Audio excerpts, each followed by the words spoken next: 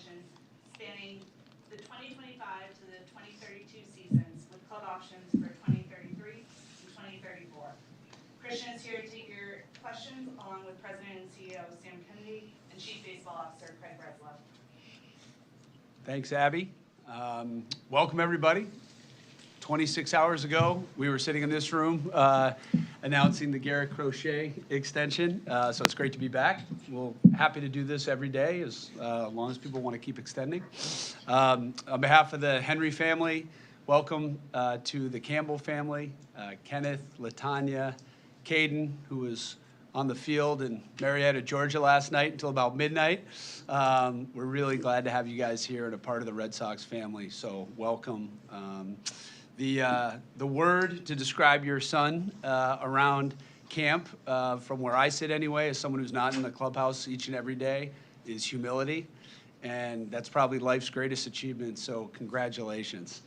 Kristian, congratulations, and I'll turn it over to Brez. Thanks, Sam. Yeah, it feels like just yesterday we were gathered in this room and celebrating a very important moment for the Boston Red Sox. And here we are today sharing what I would call a massively significant moment for this organization because Kristian was not drafted in the first round. He wasn't a top prospect upon entering the organization.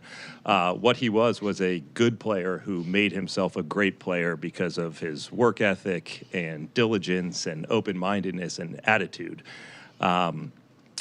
And so in many ways, he is a prime example of what's possible when great scouting meets great development around a player who prioritizes maximizing his potential over everything else.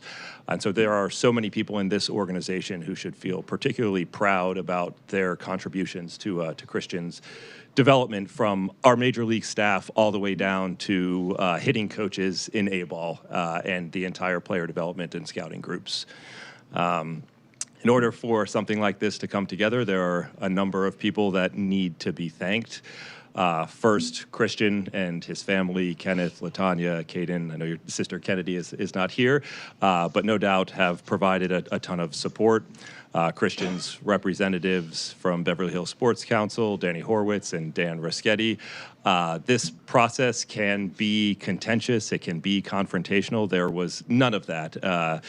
In fact, as Danny and I were kind of negotiating down to the last moments, we spent 2.5 hours in the hotel lobby in Texas staring at each other, waiting for someone to blink.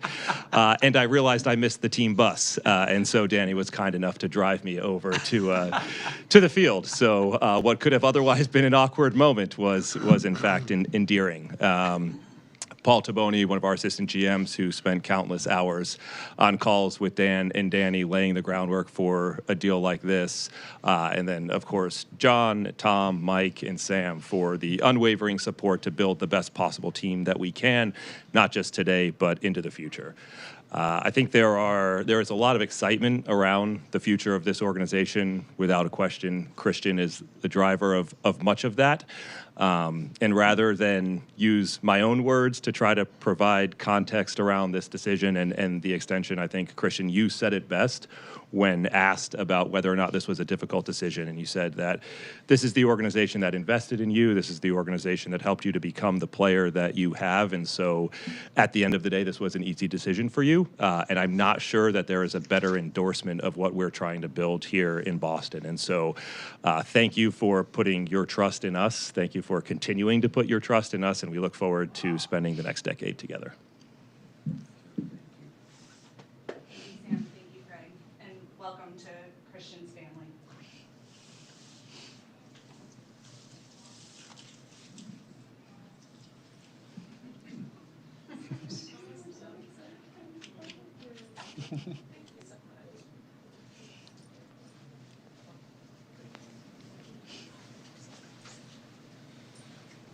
At this time, we'll begin with questions. Kristian, as a freshman who was redshirted at Georgia Tech, could you have imagined this day would come as fast as it did for you?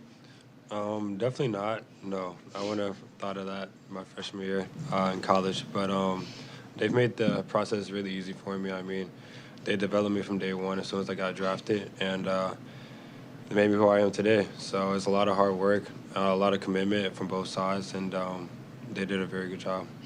And how much does this sort of free you to just worry about baseball? You know, just concentrate on being better in baseball? Yeah, it frees me up a lot. So that's literally all I'm worried about right now is just winning games. How much of just a whirlwind has this all been for you?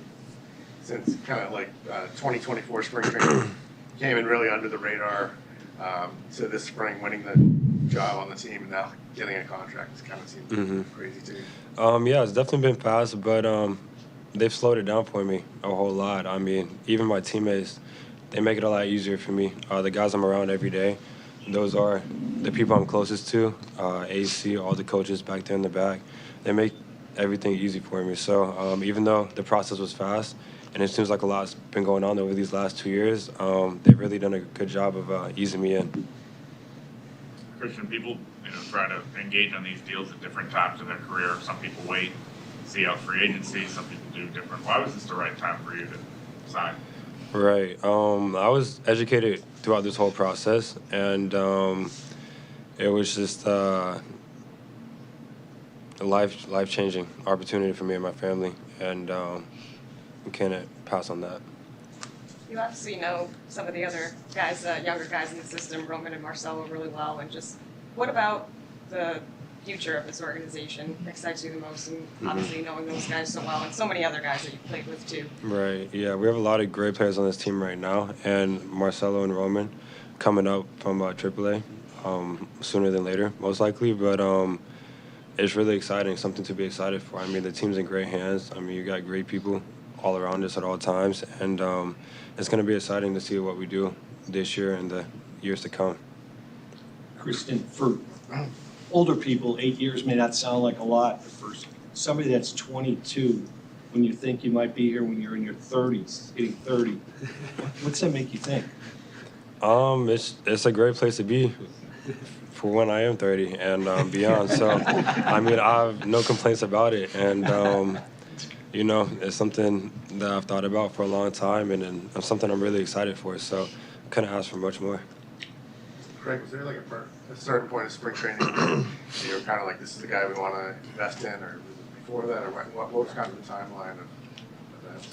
Yeah, I wouldn't say that there was a concrete timeline. Obviously, we're all aware of the season that Kristian had last year, but we also wanted to expose him to a major league environment and see how he was able to acclimate himself to that, and he did so spectacularly well. Not just it's easy to get caught up in the statistics from spring training, batting average, and those types of things, but I think what we saw in talking to the coaches and talking to AC was progress every day. A lot of the things that aren't front of mind and front and center to the rest of us, and so his ability to make adjustments is probably the defining characteristic. Talking to the PD staff, they talked incessantly about being able to just kind of tell him what the next step in his development would be and allow the athlete that he is to go out and make those adjustments. And so we saw everything that we needed to see throughout spring training. And then obviously when the lights turned on and the regular season started, his game took another step forward.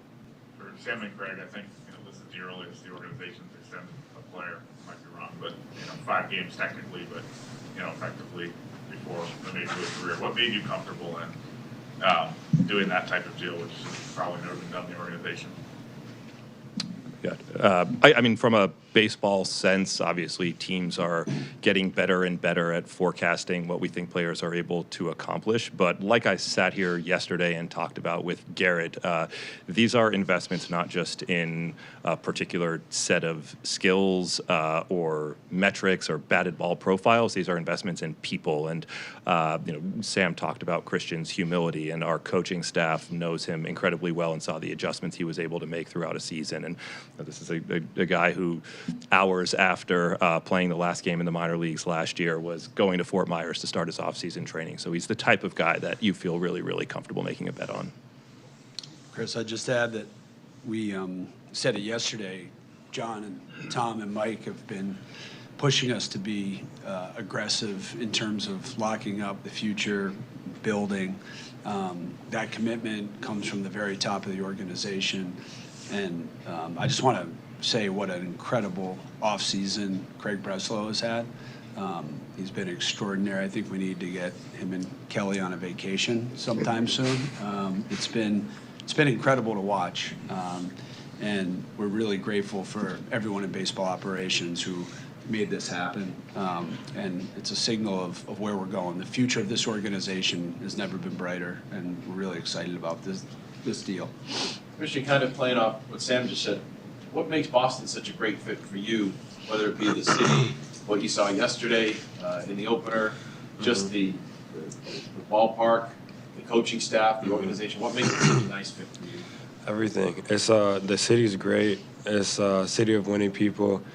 It's a winning culture. There's winning people everywhere around me, everywhere I go. So, and the coaches and staff around me make it really easy for me to enjoy being here. I mean, from day one, like I said, no matter if I'm in Greenville or Boston, with these coaches, I mean, they've made it easy for me for day one, and they developed me from day one. So they've made me who I've become today, and they also care about me more than just baseball. They care about how I feel, how I'm doing personally.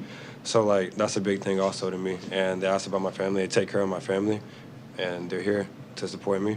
And that means a lot to me. So definitely want to be in Boston. Do you have a big purchase in mind that you might use your signing bonus or any of your future money on? Anything identified? No, you're actually not the first person to ask me that yet. No, I haven't thought about it yet.